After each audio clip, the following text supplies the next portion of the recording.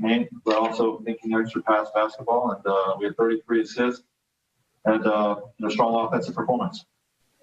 Just wanted to ask you about Harrell specifically with that second unit, the efficiency that he had, how he's able to operate from what you've seen in practice, what you saw last year, and how it's playing off on your roster. Yeah, the simplest way to put it is he catches everything and he finishes everything. He's just he's a talented guy. Whether it's rolls through the basket, offensive rebounds, he's just got a great knack for his little hook shots and push shots. In the paint, you can post him some, and the reason he was 6th man of the year last year, and a reason why we wanted to pick him up. He just had a terrific night, 10 for 13, 22 points. Kyle Goon.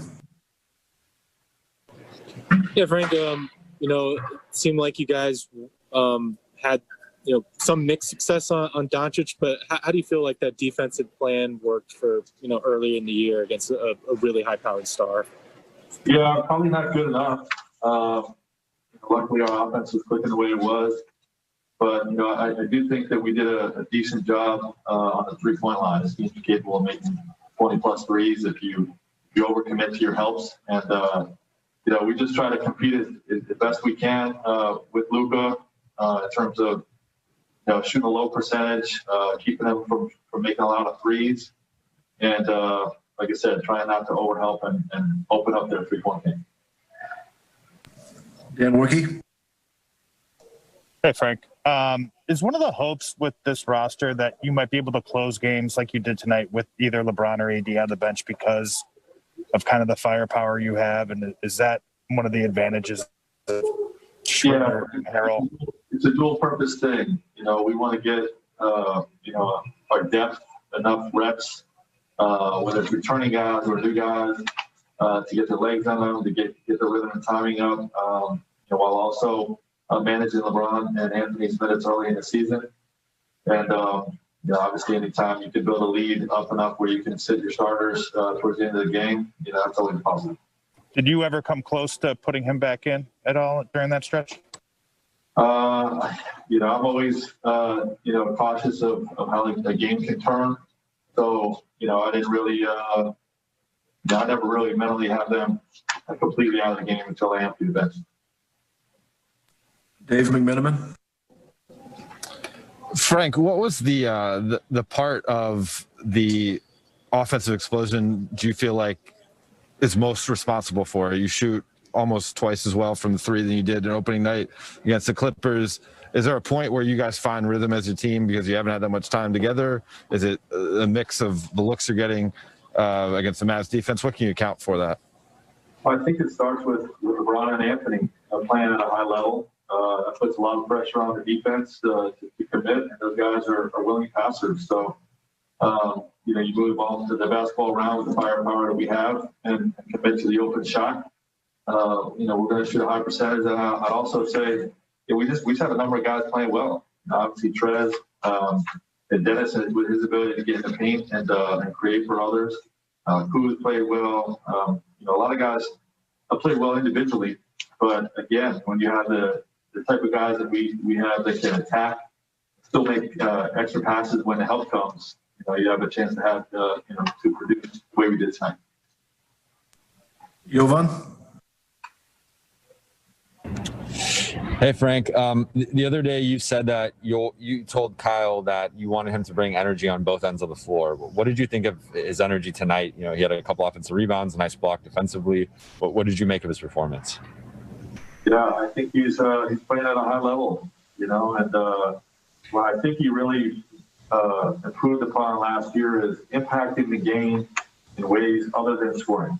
And, the defensive effort, the defensive glass, blocking shots like he did tonight on that one help side play. And then offensively, whether he has the ball or not, he's going to be really, really active. Crashing the glass, cutting through the basket, moving out the basketball, and then obviously the ability to get hot the way he did tonight as well. So just a very versatile guy. It's a reason why we have a strong belief in him, man, and he's a big part of the tonight.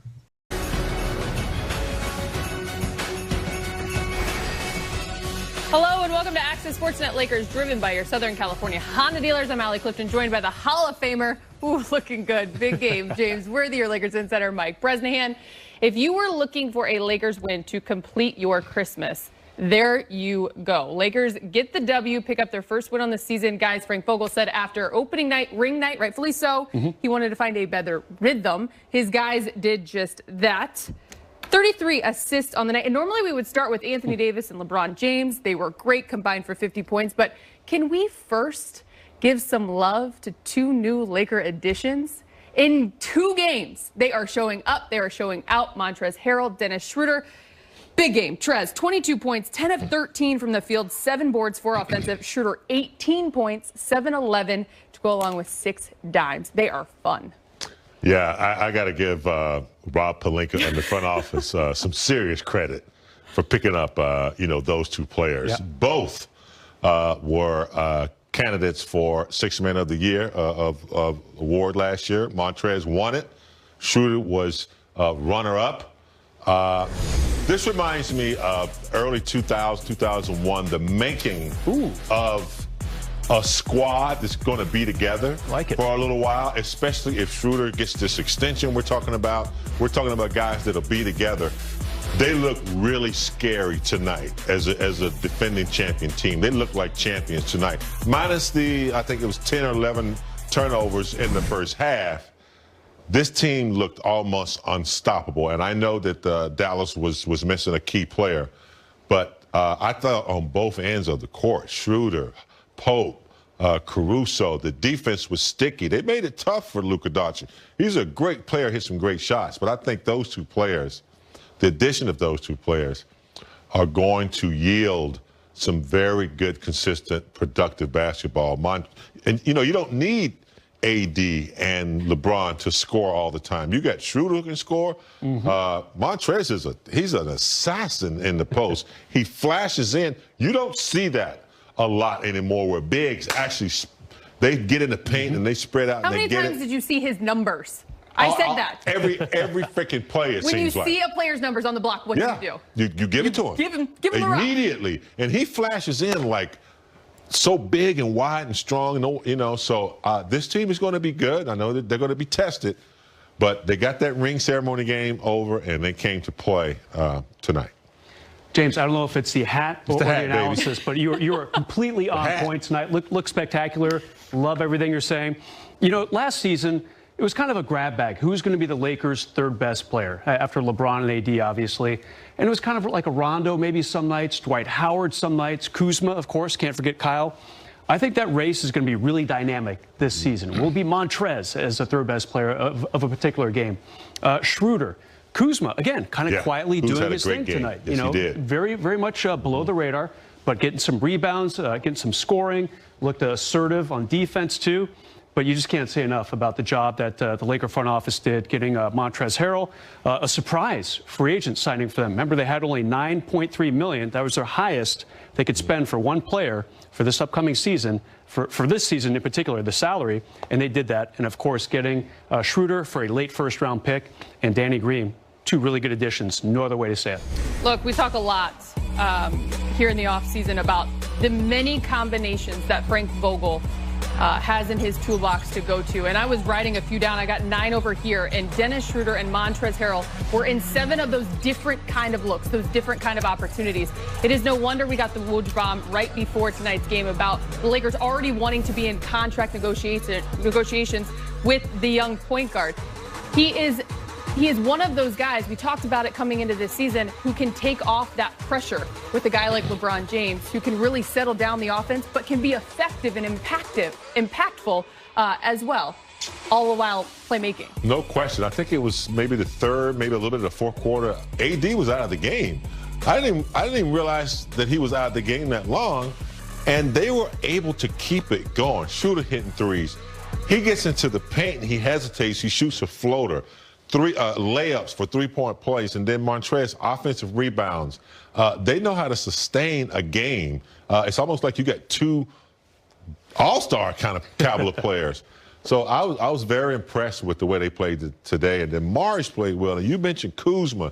Not big flashy numbers, but very important plays defensively and hit some big shots offensively. So they were well-rounded, took the comeback, and then was able to, move ahead and surge on. So, yeah, I was very impressed. I know it's only game 2, but they looked like they were in championship form tonight as they were in the bubble. It was very impressive. And James, you got to like this about Schroder. All right, earlier this month, he told the media, I want to start. Okay, he was a backup the last couple of years in OKC.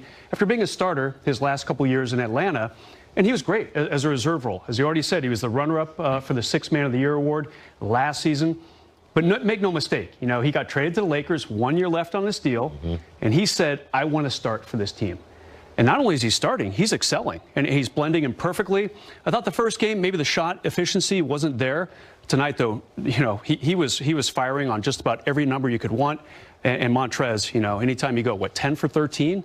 That's what I call a good night. And not just, dunks and putbacks and that type of thing. Hit a little bit of range, a couple baseline jumpers, 14 to 16 feet. Shot looked nice. That's kind of a different look for him. If he's going to hit that stuff, that's really going to expand his game and help the Lakers as a whole. And he lets you know he's there. I mean, when he commits an offensive foul, it's an offensive foul. And you know he's there, and you know he's going to hit, and you know he's going to be physical. Yep. And for an opponent, you plant that seed in an opponent's head, and it's something to think about. When he's in there, banging, you say, where's the beef? Montrez has got a lot of it. Oh, it's there. Speaking of physicality, after game 1, we were thinking just 38 paint points for the Lakers. That seemed a little uncharacteristic. Tonight, they got out in transition, had 15 fast break points just in the first half alone. Wow. But let me read this stat to you, and you put it into perspective. They dominated the boards, 53-27, 17 offensive rebounds, which led to 35-0 in second chance opportunities. Yeah. The second game of the season.